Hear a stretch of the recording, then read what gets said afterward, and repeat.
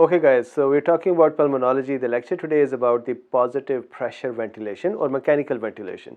There is a flavor of that which is called the positive end expiratory pressure ventilation, and we'll talk about that too. There used to be a negative pressure ventilation earlier in the history, but earlier in the 50s and 60s and 70s, but that has been since discontinued because the positive pressure is actually easier and better.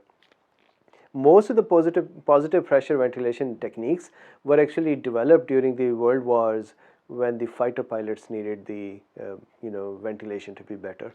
So let's see how this ventilation works. So before we talk about what positive pressure ventilation is, which the name says, what do we mean by the pressure here? It is the alveolar pressure. So positive alveolar pressure ventilation is what we're talking about. So let's quickly compare this to the normal. Normally what happens is, if this is the airway and this is a big alveolus that represents all of the lungs alveoli, and this is the parietal pleura, this is visceral pleura, and all of this is the lung tissue.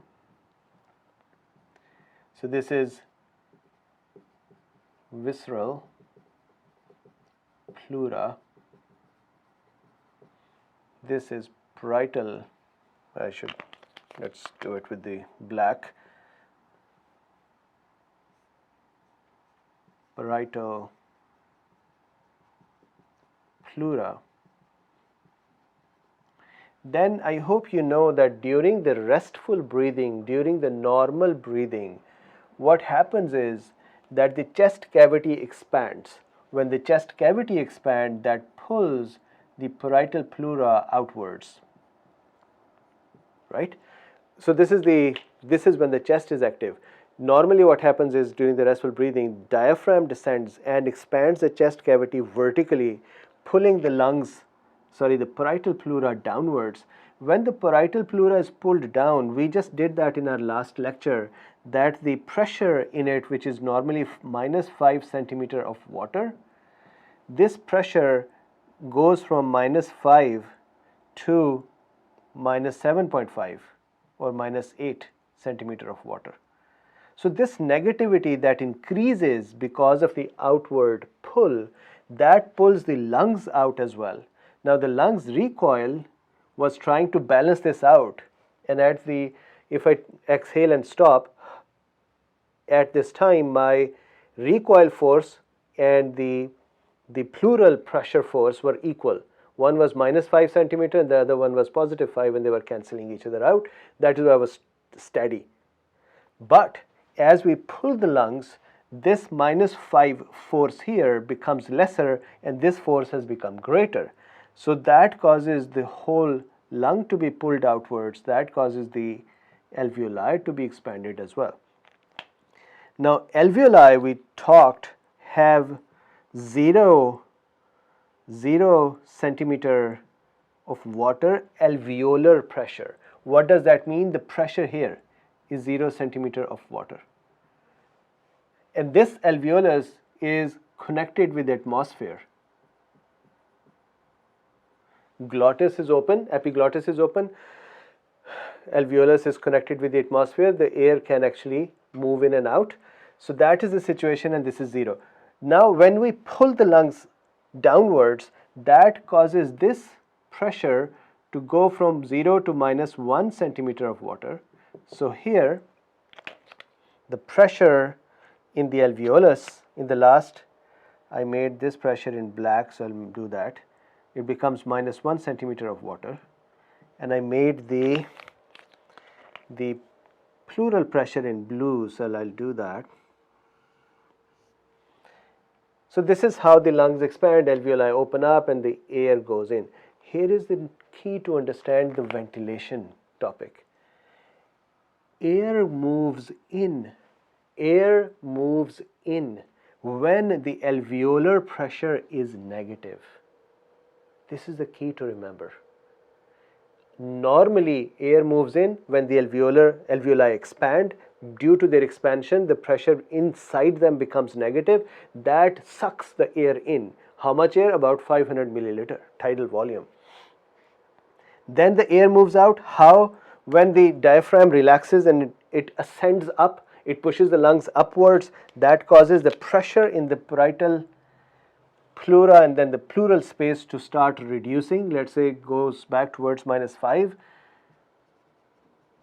which causes the compression of the lung. That causes the compression of the alveoli. The alveolar pressure from -1 goes back towards 0 or even +1. That causes +1 centimeter of water. Now it has become positive, and that causes the air to go out. So again, what is the point here? The only one point I want you to remember to use then in the ventilation is going to be normal inspiration occurs when the alveolar pressure becomes minus. That's all. Becomes negative. That's all. Alright, so now let's talk about positive pressure. Why do we call it positive? So let's look at another lung here. So this is the same diagram, same structure,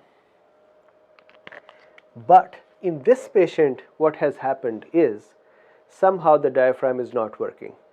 Inspiration, expiration, breathing is not happening. There may be a head trauma, there may be some infection, there may be too much deteriorated lungs, there may be pneumonia, there may be mechanical injury. There are so many reasons that a person may need assistance by a ventilation. So let's say the patient is in that kind of a state and cannot breathe, or you don't want him to use his normal mechanism to breathe. You suspect he'll become deteriorated and you are trying to help. Now the help is this. Why it is called positive pressure? That look, here is the diaphragm, here is the chest cavity. We don't want, or in some cases actually patient has got tachypnea. The respiration rate has gone so dangerously high that you want to stop that and then control it through a ventilator. So let's say somehow we know that the diaphragm and the chest wall are not going to help. What we do is this. We connect machines from outside. We connect those mechanical lungs to the system, to the patient. And what do? What they do is this. So now pay attention. For the inspiration, instead of sucking the diaphragm downwards and opening up the alveoli, it is actually this pump pushes the air into the alveoli. So when you push the air, if you connect a tube in my mouth and then you push the air with the balloon, I wish it never happens, but let's say if you push the air with the balloon towards the lungs, would the alveolar pressure be negative, 0 or positive? If the beginning was 0. So if I am here, my mouth is open, glottis is open, 0 pressure in the alveoli. Now you attach the breathing thingy and you start pressing it, what would happen? Pressure inside would become positive or negative or 0? Positive. We are pushing air in forcefully. So that means the alveolar pressure that we were seeing here, for inspiration, in the normal, alveolar pressure had gone negative. Here, for inspiration, for the normal, alveolar pressure goes up. How much up? Maybe up to 8 centimeter of water.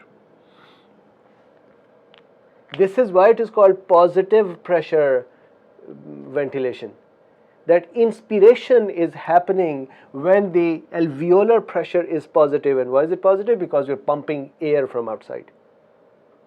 Mouth to mouth breathing is also the same. So next time if you want to kiss someone, you can actually offer them to provide positive pressure ventilation, right?